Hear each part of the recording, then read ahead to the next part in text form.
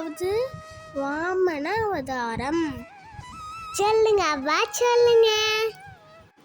நரசிம்ம அவதாரத்தில் ஹிரண்யனை வதம் பண்ணுவார்ல திருமால், அந்த பிரகலாதன் கடவுளுடைய ஆசி பெற்றவனாக இருந்ததுனால பெரிய பையனானோன்னு நல்ல நாட்டை ஆண்டு ராஜகுமாரனாக வாழ்ந்துட்டு வரான். இந்த பிரகலாதனுக்கு திருமணமாகி அவனுக்கு 3 குழந்தைகள் பிறக்கிறாங்க. அதில் விரோசனன்னு ஒரு மகன் இருக்கான். அந்த விரோசனனுடைய மகன் பேர் மகாபலின்னு பேர். அதாவது இந்த மகாபலி பிரகலாதனுடைய பேரனாவான். இந்த மகாபலிக்கு ஒரு முன்ஜென்ம கதை இருக்குது. ஒரு பழமையான சிவன் கோயில் இருந்துதான். அந்த கோவிலில் தினசரி ஒருத்தர் விளக்கேற்றி வச்சுட்டு போவார். ஒரு தடவை அந்த விளக்கு காற்றுல அதில் எண்ணெயிலேருந்து திரி அணையிற மாதிரி இருந்துதான். அந்த நேரம் ஒரு எலி அப்படி குறுக்கால ஓடுது. அந்த எலியுடைய வால் பட்டு இந்த அணைய இருந்த விளக்கு நல்ல சுடர் விட்டு பிரகாசமாக எரிஞ்சு அந்த கோவில் கருவறை ஃபுல்லாக வெளிச்சமாக இருந்துச்சான். தன்னை அறியாமல் எலி செய்த இந்த காரியத்துக்கு சிவபெருமான் காட்சி தர்றதா சொல்கிறாங்க. அடுத்த ஜென்மத்தில் நீ பேரரசனாக விளங்குவ அப்படின்னு சொல்லி வரம் கொடுக்குறாரு. அந்த வரம் பெற்றவர் தான் இந்த மகாபலி சக்கரவர்த்தி. இந்த மகாபலி மகா வலிமை பெற்றவனாக இருந்தான். மகாபலி என்ன பண்ணுறான்னா விஸ்வஜித்துன்னு ஒரு யாகம் நடத்தான். அந்த யாகம் நடத்தி அதனால் முனிவர்களுடைய ஆசையெல்லாம் அவனுக்கு கிடைக்க பெறான். இந்த மகாபலிக்கு மாவலின்னு இன்னொரு பேரும் இருக்குது. இந்த மகாபலி தேவேந்திரனை நம்ம எப்படின்னா வெற்றி கொள்ளணுன்ட்டு அமராவதி பட்டணத்தை நோக்கி படையெடுத்துக்கிட்டு போகிறான். இந்த செய்தியை தெரிஞ்சுக்கிட்ட இந்திரன் என்ன பண்ணுறான்னா, அவன் மகாபலி பயங்கரமான வலிமை படைத்தவனாச்சே, அவனோட நம்ம எப்படி போரிட முடியும் அப்படின்னு யோசிக்கிறான். உடனே தேவர்களெல்லாம் அழைச்சிக்கிட்டு தேவலோகத்தை விட்டுட்டு மறைஞ்சு வாழ திட்டமிட்டு தேவலோகத்தை விட்டு வெளியேறிடுறாங்க. இப்போது மகாபலி தான் 3 உலகத்தையும் ஆட்சி புரிஞ்சு வராரு. இந்த நேரத்தில் மகாபலிக்கு ஆணவமும் அதிகமாகிடுது. மகாபலி செயலால் தேவர்கள் ரொம்ப வருத்தமடைகிறாங்க. இந்த மாதிரி தேவர்கள்லாம் ஒளிஞ்சு வாழறாங்கல்ல, அது தேவமாதாவான அதிதி தேவிக்கு ரொம்ப வேதனையை கொடுக்குது. அவங்க என்ன பண்ணுறாங்க, அவங்க கணவர் காசிப் முனிவர்கிட்ட கேட்குறாங்க. அதுக்கு காசிப் முனிவர் என்ன சொல்கிறாருன்னா, திருமாலை வேண்டி பங்குனி மாதத்தில் 12 நாட்கள் விரதம் இரு அப்படின்னு சொல்கிறாங்க. தேவமாதாவான அதிதி அவங்களும் அதே மாதிரி பூஜை செஞ்சு திருமாலுக்கு விரதம் இருக்கிறாங்க. திருமாலும் அவங்க விரதத்தை மெச்சி அவங்களுக்கு தரிசனம் கொடுக்குறாரு. அப்போ அதிதி தேவி சொல்கிறாங்க, இந்த மாதிரி இந்த தேவர்கள்லாம் ஒளிஞ்சி வாழறாங்களே, இதுக்கு என்ன விமோச்சனம் அப்படின்னு திருமாலை கேட்குறாங்க. அதுக்கு திருமால் சொல்கிறாங்க, கவலைப்படாதீங்க, நான் உங்களுக்கு குழந்தையாக பிறப்பேன், எல்லாத்துக்கும் ஒரு தீர்வு கிடைக்கும் அப்படின்னு திருமால் சொல்கிறாங்க. அவர் சொன்னபடியே புரட்டாசி மாதம் சுக்கிலபட்சம் திருவோண நட்சத்திரத்தில் இந்த தம்பதிகளுக்கு குழந்தையாக பிறக்கிறார். பிறக்கும்போது பெருமாள் தந்த காட்சி அந்த தம்பதியர்களுக்கு ஆனந்த கண்ணீர் அளிக்குதான். பார்க்குறதுக்கு அந்த குழந்தை எப்படி இருந்து தெரியுமா, ஷாமல மேனி, அப்படின்னா அழகான மேனியாம், தலையில் கிரீடமா, காதில் மகர குண்டலங்களாம், சங்கு சக்கரம், கதை தாமரை தாங்கிய 4 கரங்கள்லாம், நெஞ்சிலே ஸ்ரீவத்சமா, கைவளை, தோள்வளை, இடுப்பில் மேகலை, மஞ்சள் பட்டான், கழுத்தில் வண்டு சூழ்ந்துட்டு இருக்கா மாதிரி ஒரு வன மாலையும் இருந்துதான். இந்த மாதிரி அலங்காரத்தில் திருமால் காட்சி அளிக்கிறாராம். அப்படி காட்சி கொடுத்த பெருமாள் நாடகத்தில் வரா மாதிரி அப்படியே சட்டுன்னு குள்ளமான ஒரு உருவத்துக்கு அந்தன சிறுவன் மாதிரி மாறிட்டாராம். பல முனிவர்கள் எல்லாம் வர வச்சு அவருக்கு பேர் வைக்கிறாங்க. என்ன பேர் வச்சாங்கன்னா வாமனன். அவருக்கு இன்னொரு பேரும் இருக்கு, உபேந்திரன் ஒரு பேரும் இருக்கு. வாமனனுக்கு பூணூல் விழா நடக்குது. அந்த விழாவில் காசிபரும் முனிவர்களும் சேர்ந்து வாமனருக்கு தர்ப்ப புல் கொடுக்குறாங்க. பிரம்மதேவன் கமண்டலம் தராரு. பூமாதேவி அமர்வதற்கு மான் தோலையும் தாழம்பூ கூடையும் கொடுக்குறாங்க. பலரும் பல பரிசுகள் வாமனனுக்கு கொடுக்குறாங்க.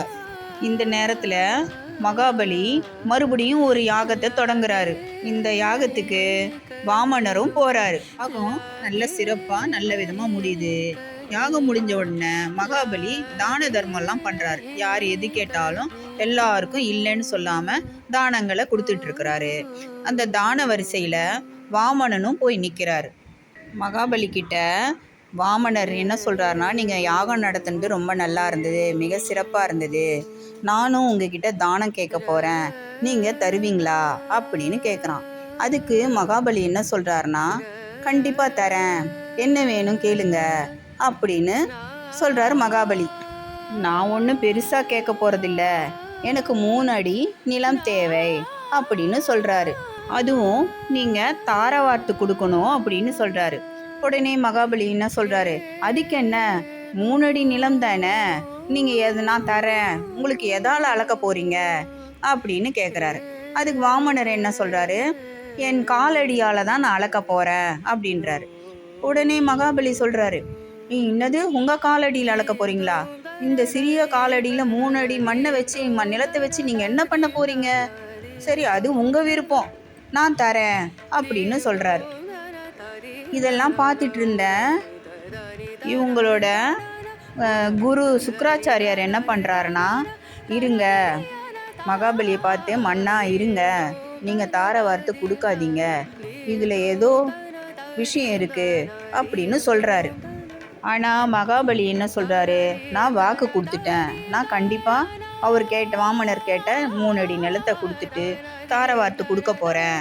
ஆனால் அசுரகுரு சுக்ராச்சாரியார் இருக்கிறார்ல, அவர் இது கண்டிப்பாக பெருமாளாக தான் இருக்க போகுது அப்படின்னு புரிஞ்சுக்கிட்டு உடனே அந்த கமண்டலத்துக்குள்ள சிறிய வண்டா மாறி அந்த கமண்டலத்தில் தண்ணி வருது இல்லை, அந்த துவாரத்தை அடைச்சிடுறாரு. வாமனராக இருக்க பெருமாளுக்கு இவரோட திட்டம் புரிஞ்சிடுது. அவர் என்ன பண்ணுறாரு, தன் கையில் இருக்க தர்பப்பில் இருக்கு இல்லையா, அதை இழுத்து அந்த துவாரத்தில் குத்துறாரு. என்ன ஆகுது, சுக்ராச்சாரியார் இருக்கார்ல, அந்த வண்டு உருவத்தில் இருக்க அவர் கண்ணை குத்திடுது. அது அவர் வெளியில் வந்துடுறாரு. அந்த துவாரத்தை விட்டு தண்ணி வெளியில் நிலத்தை தார வார்த்து கொடுத்துட்டாரு. இப்போ என்ன ஆகுது, பெருமாள் மிக பெரிய உருவமாக மாறிட்டார். சின்ன குள்ளமாக இருந்த உருவத்திலிருந்து மிக பிரம்மாண்ட பெரிய உருவமாக மாறிட்டாரு. மகாபலி அப்படியே திகைச்சு போய் நின்றுடுறான். ஒரு காலை எடுத்து அப்படியே வானத்து மேலே விண்ணுலகத்தில் வச்சிட்டாரு, ஒரு காலை கீழே நிலத்தில் வச்சிட்டாரு. அப்புறம் மகாபலியை பார்த்து கேட்குறாரு, 3வது அடி நிலம் எங்கே அப்படின்னு கேட்குறாரு. இதை பார்த்துட்டு இருந்த அசுரர்கள்லாம் இருக்கிறாங்கல்ல, அவங்கெல்லாம் இன்னொரு இத்தினூண்டு குள்ளமாக ஒரு மனிதர் வந்தார், இப்போ இவ்வளோ பெரிய மனிதனாக மாறிட்டாருன்னு சண்டையிட வராங்க. ஆனால் மகாபலி அவரை தடுத்துடுறாரு. அவங்களெல்லாம் தடுத்துட்டு, இல்லை, நான் வாக்கு கொடுத்துட்டேன், நான் கண்டிப்பாக சொல்ல காப்பாற்றுவேன், நீங்கள் யாரும் வர வேணாம், என்னுடைய ஆணவம் அழிஞ்சிடுச்சு அப்படின்ட்டு அந்த பெருமாளை வணங்கி தான் தலையை கீழே சாய்ச்சிட்டு, என்னுடைய சிரம் மேலேனா தலை மேலே நீங்கள் இன்னொரு அடி வச்சுக்கோங்க அப்படின்னு சொல்கிறார். உடனே வாமனர் உன்னுடைய காலை அவர் தலை மேலே வச்சு அப்படியே ஒரு அழுத்தி அவரை பாதாள லோகத்துக்கு கீழே அனுப்பிடுறாரு. அப்புறம் திருமால் அங்கே இருக்கிறவங்கள பார்த்து என்ன சொல்கிறாருன்னா, என்னை சரணடைந்தவர்களுக்கு நான் எப்பவுமே நற்கதி தருவேன். தானம் செய்வதால் தனக்கு ஆபத்து வரும்னு தெரிஞ்சும் மகாபலி தான் கொடுத்த வாக்கை நிறைவேற்றினார். அதனால தான் பாதாள லோகத்துக்கே அவனை அதிபதி ஆக்கியிருக்கிறேன். மகாபலி திருமாலை பார்த்து கேட்குறாரு. என்ன கேட்குறாருன்னா, நான் ஆண்டுக்கு ஒரு முறை இந்த பூ உலகிற்கு நான் போக எனக்கு அனுமதி தாருங்கள் அப்படின்னு கேட்குறாரு. திருமாலும் அதுக்கு ஒத்துக்கிறாரு. ஒரு ஆண்டு புரட்டாசி மாதம் திருவோண நட்சத்திரத்து அன்னைக்கு பூ உலகத்துக்கு மகாபலி வரார். அந்த தினத்தை தான் மக்கள் திருவோணம் பண்டிகையாக கொண்டாடுறாங்க. வாமனன் கேரளாவில் பிறந்ததுனால தான் கேரள மக்கள் இந்த திருவோணம் பண்டிகையை மிகவும் விசேஷமாக கொண்டாடுறாங்க. இந்திரன் தேவர்கள் எல்லாம் ஒளிந்து வாழ்ந்தாங்க இல்லையா, அந்த வாழ்க்கையிலிருந்து அவர்களது இயல்பான வாழ்க்கைக்கு கொண்டு அவர்களுக்கு தேவலோகத்தை மீட்டு கொடுக்கவும் மகாபலியோட ஆணவத்தை அடக்கவும் தான் இந்த வாமன அவதாரம் எடுக்கப்பட்டதா சொல்லப்படுது. இந்த நிகழ்வுகளை பார்க்கும்போது நமக்கே ஒரு சந்தேகம் வந்தது. என்னன்னு பார்த்தா, காசிபருக்கும் அவருடைய மனைவிக்கு பிறந்த குழந்தைகள் தான் பெரும்பாலான புராண கதைகளில் முக்கியமான கதாபாத்திரங்களாக இருக்கிறாங்க. இதை நம்ம உற்று நோக்கும்போது காசிபர் ஒரு சப்த ரிஷிகளில் ஒருவராக இருக்கிறாரு. அவருக்கு 15 மனைவிகள் இருக்கிறாங்க. அதில் 13 மனைவிகள் சகோதரிகள் மற்றும் அவருக்கு நூற்றுக்கணக்கான குழந்தைகள் இருக்கிறதாகவும் சொல்லப்படுது.